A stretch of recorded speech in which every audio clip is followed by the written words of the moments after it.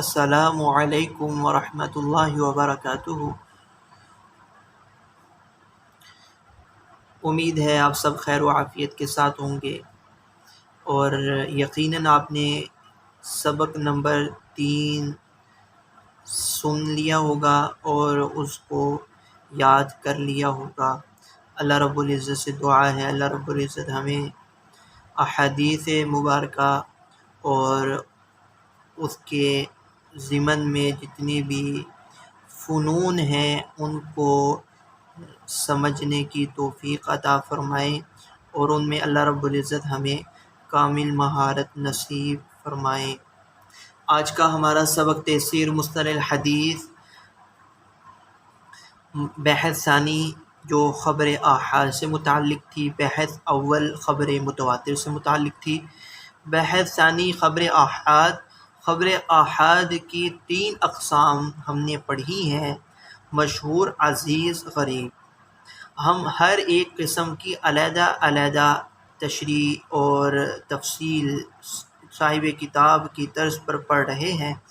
دوسری قسم آج مطلب ثانی کے ذیل میں عزیز آج ہمارا سبق ہے۔ اللہ رب العزت سے دعا ہے اللہ تعالی ہمیں صحیح طریقے سے اس کو پڑھنے کی توفیق عطا فرمائیں اور اس کو سمجھنے کی توفیق عطا فرمائیں۔ کتاب کا صفحہ نکال لیجئے جہاں پر عنوان العزیز کا موجود ہے۔ بسم اللہ الرحمن الرحیم۔ العزیز تعریفہ لغتاً هو صفة مشبہۃ من عز یعز بالکسر او ای قل و ندر۔ العزیز کے لغوی معنی بیان کر رہے ہیں کہ عزیز یہ صفت مشبہ کا صیغہ ہے بر وزن فعیل۔ کس باب سے؟ سمع ضرب یضرب سے، عز یعز، عز یعز سے اگر یہ صفت مشبہ کا صیغہ ہو تو اس کا مطلب ہوگا قلیل الوقوع ہونا، یعنی کہ نادر الوقوع ہونا، بہت کم ہونا۔ عز یعز کا مطلب ہوتا ہے قل و ندر، کم ہونا، نادر ہونا۔ یا پھر یہ باب ہے فتح یفتح، عز یعز بالفتح، اس کا مطلب ہوتا ہے قوی واشتد، مضبوط ہونا، قوی ہونا۔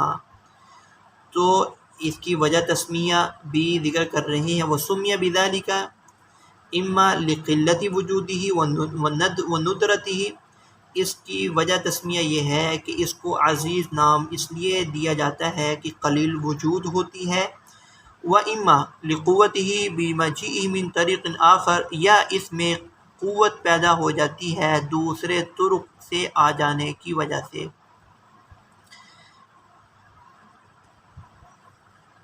وَإِمَّا لِقُوَّتِهِ بِمَجِيئِهِ مِن طریق آخر، دیگر طرق سے آنے کے سبب قوت پیدا ہونے کی وجہ سے اس کو عزیز کہا جاتا ہے۔ یہ لغوی معنی انہوں نے بیان کیے، جس کا خلاصہ یہ ہوا عزیز یا تو یہ باب ضرب یضرب عز یعز سے صفت مشبہ کا صیغہ ہے تو عزیز کے معنی ہوں گے نادر الوقوع ہونا، یعنی بہت کم ہونا۔ یا پھر یہ باب فتح یفتح عز یعز سے صفت مشبہ کا صیغہ جس کے معنی ہوں گے قوی اور مضبوط ہونے والی بات یا حدیث۔ دونوں اعتبار سے اس کی وجہ تسمیہ ذکر کی۔ اصطلاحاً عزیز کے اصطلاحی معنی، اصطلاحی تعریف دیکھ لیں۔ الا یقل رواتہ عن اثنین فی جمع طبقات السند، کہ طبقات سند میں، تمام طبقات سند میں روات کی تعداد 2 سے کہیں بھی کم نہ ہو، یعنی کم از کم ہر طبقہ سند میں ایک راوی موجود ہو۔ یعنی خلاصہ اور حاصل یہ ہوا کہ ہر زمانے میں روایت کرنے والا کوئی ایک راوی کم از کم موجود ہو۔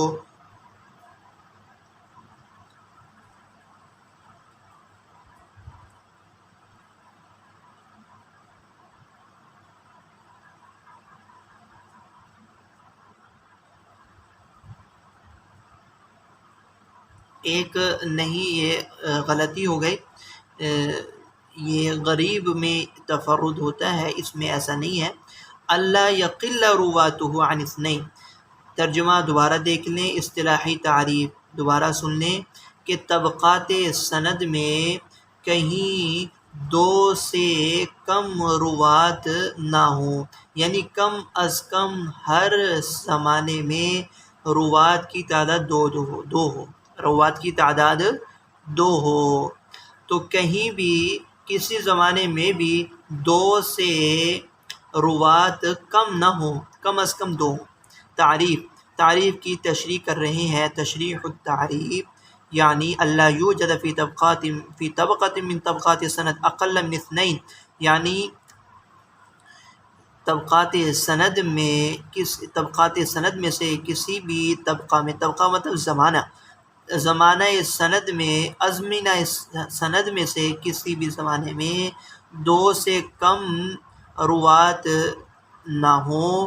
اما ان وجد فی بعض طبقات السند ثلاثۃ فاکثر فلا یضر، ہاں بہرحال ان وجد فی بعض طبقات السند، اگر کسی بھی زمانے میں تین یا اس سے زیادہ راوی موجود ہوں تو پھر کوئی نقصان والی بات نہیں ہے۔ بشرط ان تبقى ولو طبقۃ واحدہ فیہا اثنین، اس شرط کے ساتھ کہ ان تبقى فیہا اثنان، کہ اگرچہ ایک ہی طبقے میں ہو، کم از کم اس شرط کے ساتھ کہ ایک طبقے میں دو راوی باقی رہیں، یعنی مگر اگر ہم اس کی مثال پڑھیں گے تو وضاحت ہو جائے گی کہ اس حدیث کے سند کے کئی طبقات ہیں، مثلا 3 طبقات ہم لیں مثال میں، ان میں 2 طبقات سند میں روات کی تعداد ہے 3 اور ایک طبقہ سند میں روات کی تعداد ہے 2، تو اس حدیث کو حدیث عزیز کہیں گے۔ کیوں؟ اس لیے کہ یہ حدیث وہ ہے کہ جس کے طبقات سند میں روات کی تعداد 2 رہی ہے، کم از کم 2 رہے تو اس کو عزیز کہتے ہیں۔ بشرط ان تبقى ولو طبقة واحدة فيها اثنان لأن العبرة لأقل طبقة من طبقات السند، کیونکہ اعتبار طبقات سند میں سے اقل طبقے کا ہوتا ہے اور وہ اقل طبقہ واحد ہی ہوگا۔ هذا تعریف ہو راجح کما حررہ الحافظ ابن حجر، یہی تعریف راجح ہے۔ وقال بعض العلماء، اور بعض علماء نے یہ تعریف کی ہے کہ عزیز وہ ہے کہ جس کی وہ 2 یا 3 کی روایت کو عزیز کہا ہے۔ فلم يفصلوه عن المشهور في بعض صوره، اور انہوں نے اس کی کوئی تفصیل بیان نہیں کی، عن المشهور في بعض صوره، مشہور کی بعض صورتوں سے متعلق جو تفصیل ہے اس کو انہوں نے نقل نہیں کیا، تفصیل بیان نہیں کی۔ مثال اگر ہم دیکھیں گے تو حدیث عزیز کی وضاحت ہو جاتی ہے۔ اس کی مثال دیکھیں، جیسے ما رواه شیخان من حدیث انس والبخاری من حدیث ابی ہریرہ ان رسول اللہ صلی اللہ علیہ وسلم قال لا يؤمن احدكم حتى اكون احب الیہ من والدی وولدی والناس اجمعین۔ حضرت ابو ہریرہ نقل کرتے ہیں یہ حدیث کہ تم میں سے کوئی اس وقت تک کامل مومن نہیں ہو سکتا جب تک میں اس کے لیے اس کے اپنی جان، اس کے والد اور اس کے بچوں اور تمام انسانیت سے زیادہ محبوب نہ ہو جاؤں۔ یہ حدیث شیخین نے یعنی امام مسلم، امام بخاری نے حضرت انس کے توسط سے نقل کی ہے اور امام بخاری نے حضرت ابو ہریرہ کے توسط سے نقل کی ہے۔ اب اس کو جو صاحب کتاب ہیں وہ حدیث عزیز کو مثال کے طور پر بیان کیا، اس حدیث کو اس کی تشریح کر رہے ہیں مثال کو ذکر کر کے۔ وَرَوَاهُ عَنْ أَنَسٍ، کہ حضرت انس سے اس حدیث کو روایت کیا قتادہ نے اور عبدالعزیز بن صہیب نے، یعنی حضرت انس سے آگے ان کے شاگرد ہوئے 2، قتادہ اور عبدالعزیز بن صہیب۔ وَرَوَاهُ عَنْ قتادہ، آگے قتادہ سے نقل کی ہے ان کے آگے 2 شاگردوں شعبہ اور سعید نے۔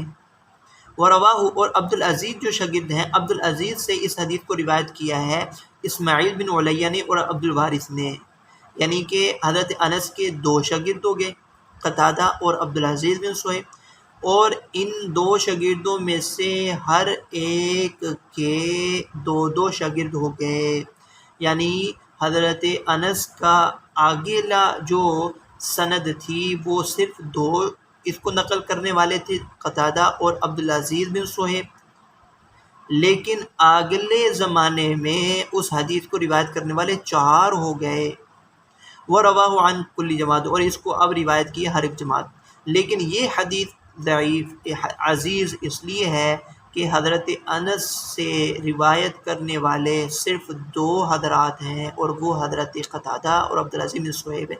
کسی ایک طبقے میں روات کی تعداد دو رہ جائے، دو ہو، تو وہ حدیث عزیز ہے۔ اشہر المصنفات فیہ لم یصنف العلماء مصنفات خاصہ للحدیث العزیز، کہ فرمایا کہ علماء نے خاص طور پر عزیز غریب سے متعلق کوئی تصنیف نہیں کی، والظاہر ان ذلک لقلتہ، اور ظاہری وجہ یہی ہے کہ یہ قلیل الوقوع ہے، نادر ہیں، بہت کم ہیں، ولعدم حصول فائدہ، اور فائدۃ مہمۃ من تلک المصنفات، اور ان تصنیفات کا کوئی خاص اہم فائدہ بھی حاصل نہیں ہوتا ہے۔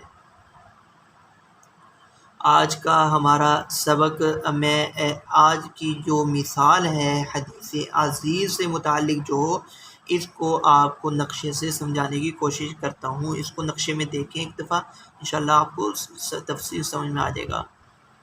جی، اس حدیث کو دیکھیں، یہ حدیث ہے۔ اب اس کی جو وضاحت ہے وہ دیکھ لیں کہ دیکھیں اس حدیث کو جو روات، ہر طبقے ہر زمانے میں روات کی تفصیل، جی یہ آپ صلی اللہ علیہ وسلم سے دو صحابہ سے نقل ہے۔